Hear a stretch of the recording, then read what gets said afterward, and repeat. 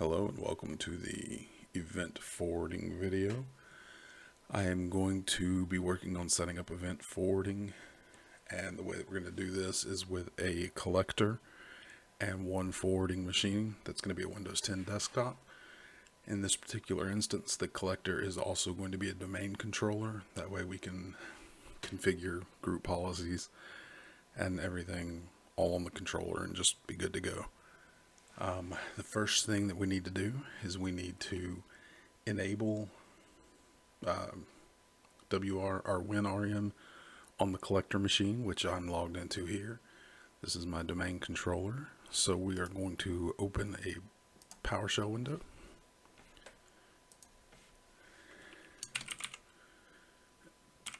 Pardon the clicking from my keyboard there. This should enable PowerShell remoting as long as we run it with no arguments. It may take a couple of seconds for it to completely turn on and be good to go. Alright, I did a bit of a time skip there just because it was taking a minute. Once that is enabled, we should be good to go. The next thing that we want to do is start the subscription collector service.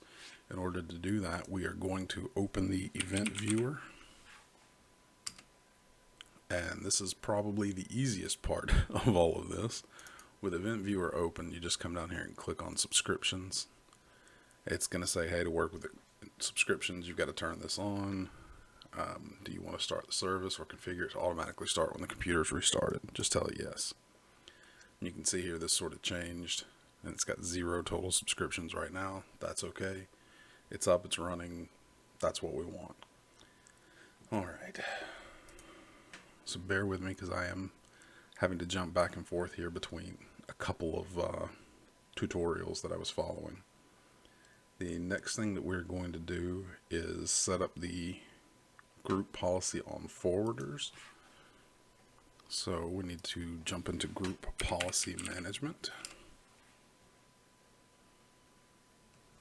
So one of the tutorials that I'm following says that WinRM also has to be set up on the actual forwarding machines. One says it does not.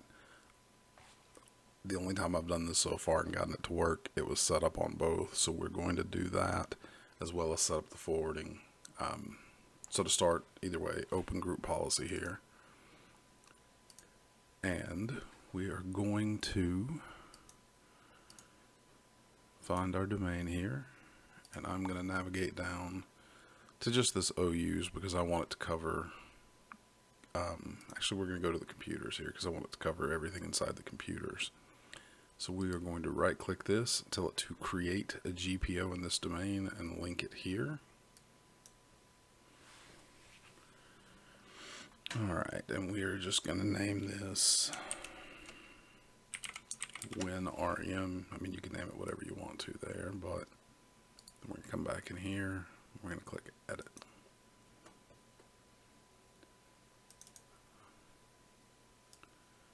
Alright, so there's going to be a couple of things that we have to set up in here.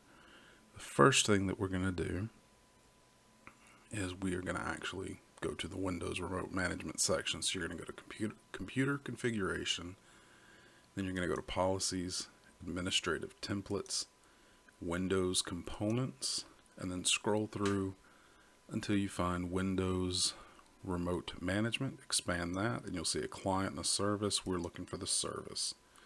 So once you're in here, we are going to right click on Allow Remote Server Management through WinRM, and we are going to edit that. We're just going to enable it, and for the purposes of this tutorial, we are just going to stick star and star in here. Obviously, depending on your network, you can put network ranges in there, IP ranges, do whatever you need to with that. Either way, we're going to apply, click OK. Next, we want to turn on the actual event forwarding. So we're going to scroll. I'm just going to do this all in one group policy. It just seems to work better that way, or at least, it's easier for me to do. We're going to come back up here to event forwarding, and we are going to configure target subscription manager. So we are going to edit that. we are going to enable it. Now the subscription managers section, one tutorial I had was completely wrong on this, but it's because of one of them was showing a collector initiated, one was showing source initiated. So we need to actually get the link to put in here for the source initiated. And to find that, well, I had to find it in the tutorial. So we're going to grab that and I'll be right back. Okay, I've gone ahead and changed mine to be what it needs to be here, but yours is going to look similar to this. Basically, you're going to do the machine name of the collector, which in my case is just DC, dot your domain, colon, the port 5985, followed by WSMan subscription manager, WEC. And this is just a refresh interval, how often you want it to, I guess, check for updates, or how often you want updates to be pushed, whatever. Once you've got that put in there, then you're going to click OK there. And click OK there. The next thing that we need to do is make sure the WinRM services is actually running. And so for this, we're going to come back up here and we're going to jump down into preferences. And then control panel, services. This part might not be needed. I don't think I did this at all when I set it up the first time. But I do see it here, so I'm going to go ahead and set this up. We're going to click new and service. Alright, and we are going to click into the service name, and we're going to scroll through until we find Windows Remote Management. They are not in alphabetical order, or at least not over here on this side, but WinRM is what we're looking for. So we're going to choose that, and we're going to choose Start Service. Then we're going to OK our way out of that. You can see here it added it here, Start Service. And then the next thing that we need to do is open up the inbound rule, or inbound firewall rule for 5985. So we're going to go to Computer Configuration, and we're going to go back into Policies now. And then we're going to go to Windows Settings, Security Settings, and I apologize, I'm kind of losing my spot here. This says Windows Firewall with Advanced Settings, but I think it's now under Windows Defender Firewall with Advanced Settings. And we're going to go to Inbound Rules.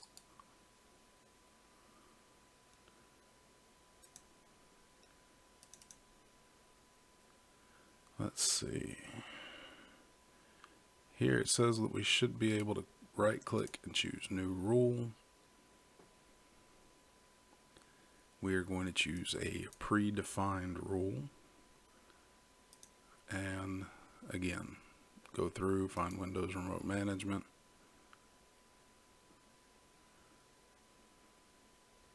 Click Next. And then of course we want to uncheck Public. Next. We're going to allow the connection, and then click Finish.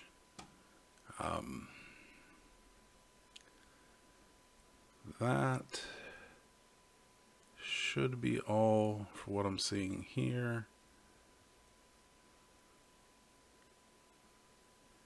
Next, we're going to hop back over to this other tutorial. Now we have got to set up one more thing in the event forwarder section.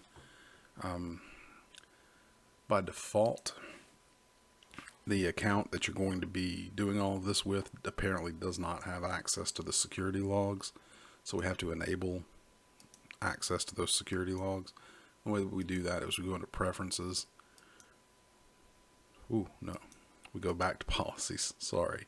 Administrative Templates, Windows Components, and then we go to Event Log Services, and then we're interested in these security ones. And we're going to configure log access. We're going to enable this. Now the log access, this part was a little bit confusing on how to get this. Okay, so this part is a bit annoying. What you've got to do is you come in here, you open a command prompt, but you've got to open it elevated. and you're going to type in WEVT util GL security. This is going to give you this. This basically just tells you who has channel access. You're going to want to copy this, and you're going to put this back over here in this section. The problem I ran into was it told me that network access also needed to be able to get to these security logs and to add them to a group, and there was a whole long way that they mentioned doing it, and it didn't work in the end. What I found out though was that network access account that they wanted me to add to a group actually has a way of being represented like this. And what you've got to do is you've got to add it here. It should be the same for every machine, and that's this. You should be able to find it online if you need to.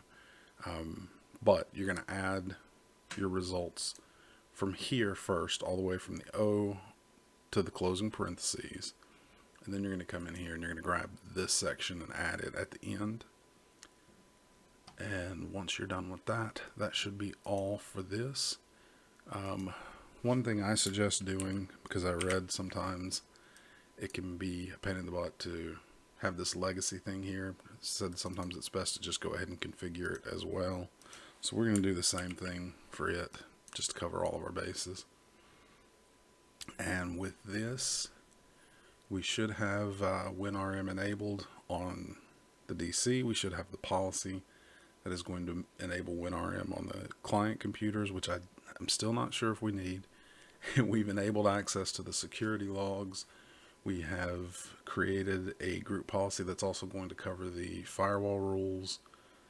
We've turned on event forwarding, and we've set up the subscription manager. And now the only thing left to do,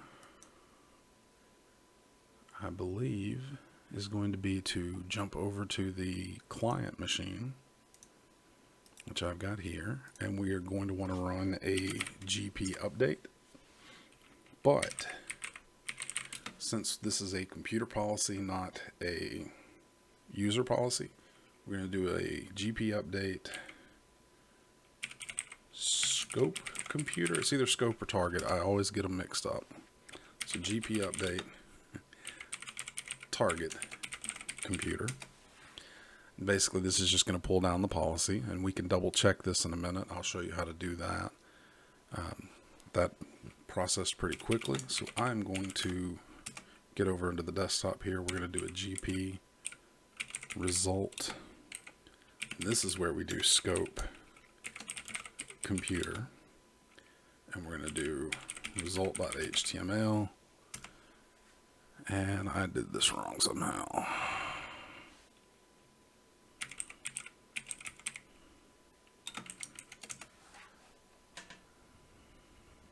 Oh, I forgot. We've also got to do a /h.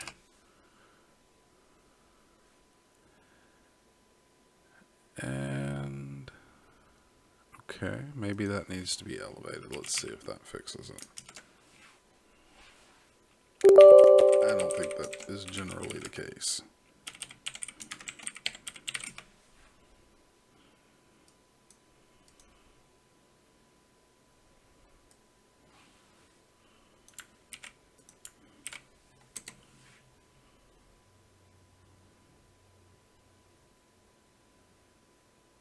Maybe it is. So once you run the Windows update, or the GP update and GP results, you can see here the WinRM policy has been applied to the computer. The default domain policy is here as well. Everything should be good there. The only thing left to do now is to set up the event viewer and, well, not set it up, but we want to open it for troubleshooting purposes if we need to. And then we're going to set up the subscription rules on the event viewer on the collector. So we go back into the event viewer, and if you'll remember earlier, we went to subscriptions and we turned that on. Well, now we actually want to create a subscription. So we're going to give it a subscription name. In this case, we're just going to do test. We're going to do forwarding events. And here we're going to choose source computer initiated. Based on the way that I've configured everything, this is the way that it needs to happen. There might be one change we need to make for the inbound firewalls on this computer as well, but we will get to that in a minute if we have problems or when we get done here. So the next thing you want to do is select the computers that it will apply to. Now this part is going to be a little bit different for me because of the way that I did my domain earlier. Normally what you would do is, you would choose computer or group, and then you would add, a group. What you can do, or rather what I'm going to do, let me pull up my Active Directory here. As I said, there's a couple of different ways you can do this. The easiest way to do it is under your OUs, wherever you're going to be having your computers. If you can create a group and add all your machines to that, then you can add this group and it will automatically add every computer in that group. The way that I've been taught to do mine recently is to put them in an OU, like this one. The problem with that is it doesn't give you the option to add the OU. It might, and I just don't know how to do it. But based on my knowledge right now, I'm not sure how to do that. So what we're going to do is we're just going to add the computer manually. And in this case, it's okay because we only have the one computer anyway. So we're going to click OK. That's going to add it there. We're going to click OK here. Next, we have to specify what events we want to collect. I'm going to click on Edit here. We are going to tell it to choose the security logs because that's all we're really kind of worried about here. And then we can specify event IDs. I've got a couple picked out just because they're kind of loud events. They're things that show up a good bit, and I just want to be able to test it here. So you click OK, and you're going to come down here to Advanced. And you're going to choose Minimize Latency. That way, you get the logs almost as quickly as it can send them. So click OK, click OK. So you can see here, this is going to create your subscription. And the way that you know that it's working, which mine is not at the moment, so we've got to figure out why, is after a few minutes, and it does take time. I'm going to go back and do that firewall rule just to make sure, but the source computers here, however many computers you added earlier, you'll see this number change and it will show how many are there. So while we're waiting on that, it can take time. I've seen it take up to 5 minutes before it gets, one in there. However, there's a good chance that because I didn't do the inbound firewall rule and apply it to this computer, and it's probably not working. So we're going to come in here to the default domain policy, which does get applied to this machine. And we're going to take a look at that firewall rule in here as well, assuming I can remember how to get to it.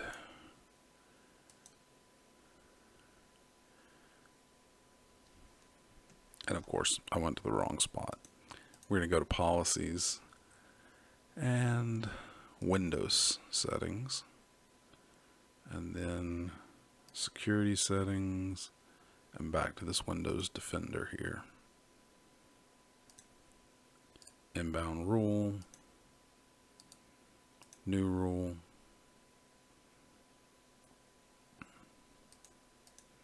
and then we're just going to go through predefined Windows Remote Management. Next, uncheck public, allow the connection. All right, and so that adds the Windows firewall rule there, the inbound one.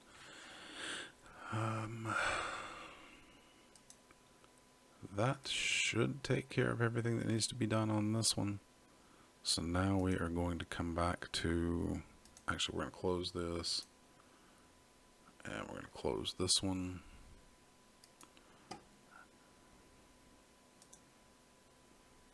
And I'm going to do a GP update on this machine.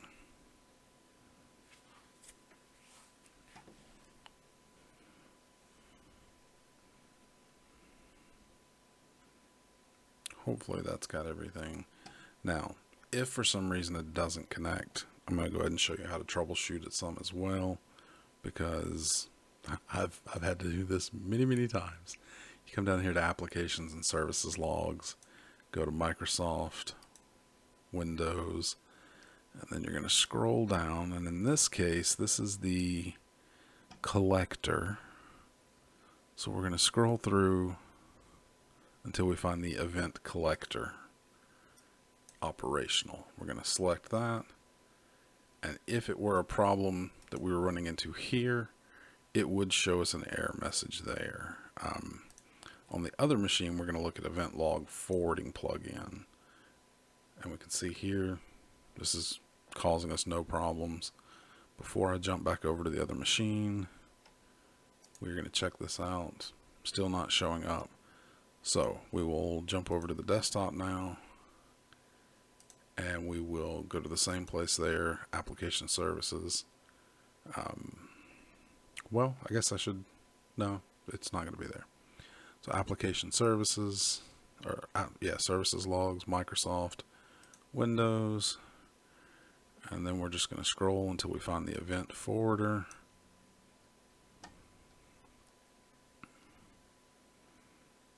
And same thing, we're going to check operational. Now, you can see here it's telling us there is an error. I have seen this error before. It's saying that the URL is not available. So that is going to be an issue that needs to be troubleshoot, something. Like I said, I've seen the error before, so I'm going to take a quick look, fix that, and then we'll come back and I'll explain what happened. Okay, it's not fixed yet, but I just wanted to explain it in case you see this. We'll go back and actually look at this error message here. It'll say error code 21508599027. This is kind of common. I have worked with someone else to set this up at another place, and we ran into that same error. And again, it was the URL error. Basically, this is something that was quick and easy to find by referencing that number. And it just means that it's a default URL permissions error. What you can do to verify this is come back to your domain controller, open an elevated command prompt, and from here we are going to type in netsh http show URL ACL. The problem that we're going to run into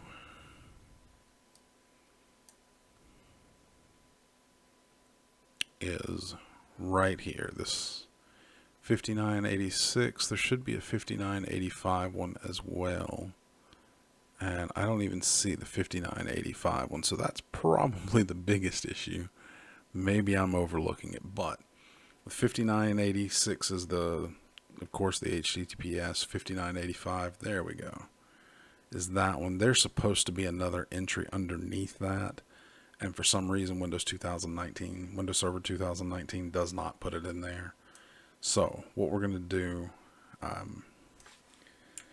if you're watching this from my work, I'll have these commands in my notes. If you're not, you just have to go to the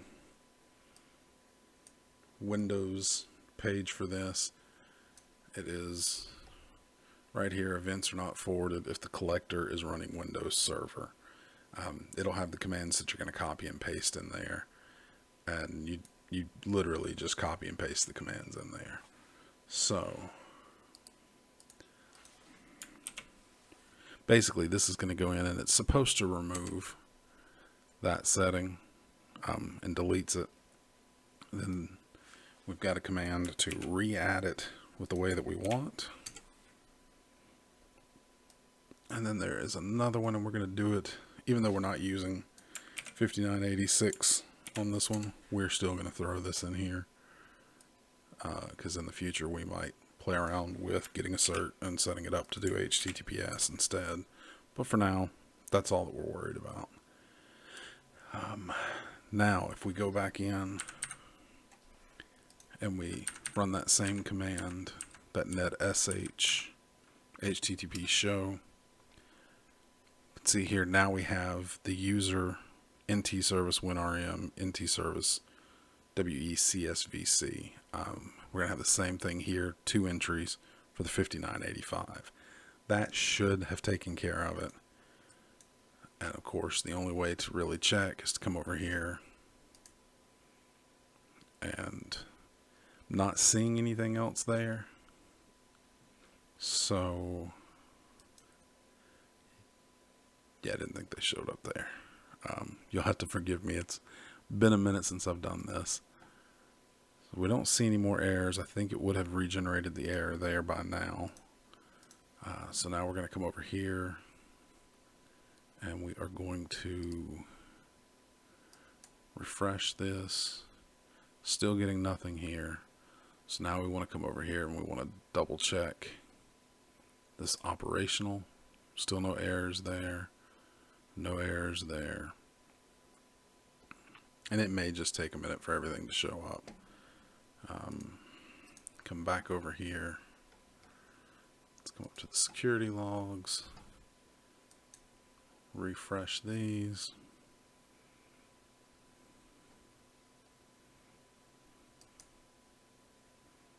Let's see if we can run another GP update here and see if it will force another entry. Alright, so there are new events available. Sometimes you just have to sort of force these entries to show up. So we're still getting another error, still the same one. So there is another problem that is more than just that. So again, give me a moment, we will troubleshoot and I'll come back. Okay, and it looks like it was the problem that I mentioned earlier where it just takes a few minutes. Now you can see source computer, we've got one listed here.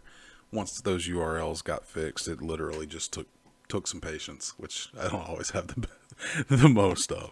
So now that's working, and the way you can double check that is if you come up here to Windows logs, we're on the collector machine here because it's got the subscription.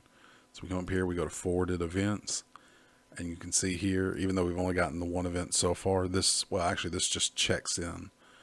So the way we can test this to make sure we are actually getting events, one of the easiest ways is to just come over here to this computer and log out of it.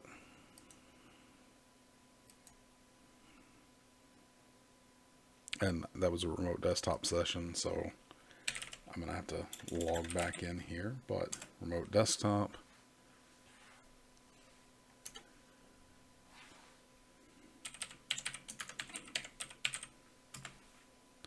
Log back in. Now that should have generated some of those events that we got. So we're going to come back over here and we're going to refresh this. And we see new events. And we can see here Win 10 desktop. And there are the events that we specified. So now, how can you make this useful? Well, you have to find good event viewer IDs for the security logs that you want.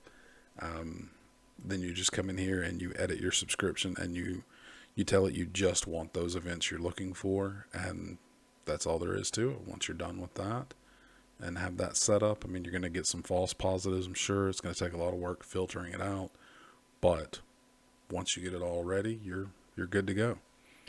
And that's all for this tutorial. Thank you for your time and patience. Sorry it ran long, but you get to see one of the more common problems because I've run into that problem several times, and hopefully that'll keep you from running into the same problem. If you have any questions, you can always reach out to me. Thanks. Bye.